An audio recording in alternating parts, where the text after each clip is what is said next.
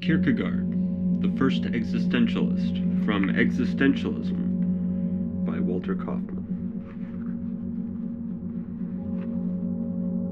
1. On His Mission. It is now about 4 years ago that I got the notion of wanting to try my luck as an author.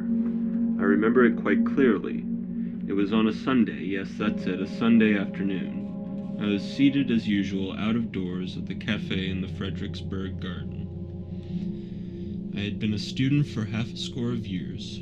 Although never lazy, all my activity nevertheless was like a glittering inactivity, a kind of occupation for which I still have a great partiality, and for which perhaps I even have a little genius. I read much. I read much, spent the remainder of the day idling and thinking, or thinking and idling, but that was all it came to. So there I sat and smoked my cigar until I lapsed into thought. Among other thoughts, I remember these. You are going on, I said to myself, to become an old man without being anything, and without really undertaking to do anything. On the other hand, wherever you look about you, in literature and in life, you see the celebrated names and figures, the precious and much heralded men who are coming into prominence and are much talked about, the many benefactors of the age who know how to benefit mankind by making life easier and easier, some by railways, others by omnibuses and steamboats, others by the telegraph, others by easily apprehended compendiums and short recitals of everything worth knowing, and finally the true benefactors of the age who make spiritual existence and virtue and thought easier and easier, yet more and more significant.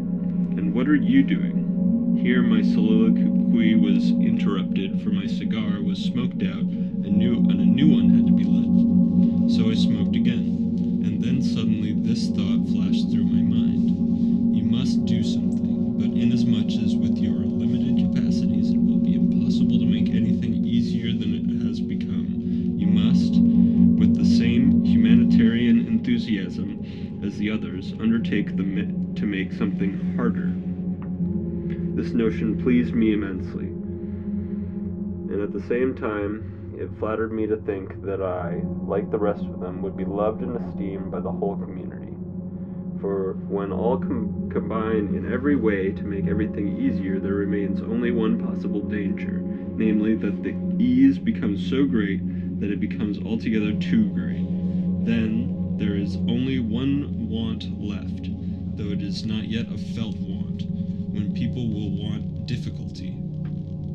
Out of love for mankind and out of despair at my embarrassing situation, seeing that I had accomplished nothing and was unable to make anything easier than it had already been made, and moved by a genuine interest in those who make everything easy, I conceived it as my task to create difficulties everywhere.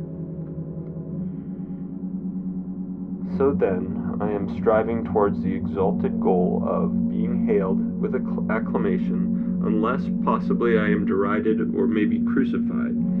For it is quite certain that every man who shouts bravo shouts also periat, if not crucify, and that even without being untrue to his character, since on the contrary he remains true to himself, qua shouter. But even though my effort be misunderstood, I am convinced nevertheless that it is just as noble as that of the others. When at banquet where the guests have already overeaten, one person is concerned about bringing on new courses, another about having a vomitive at hand, it is perfectly true that only the first has interpreted correctly the requirement of the guests. But I wonder whether the other might not also say that he is concerned about what the requirement might be.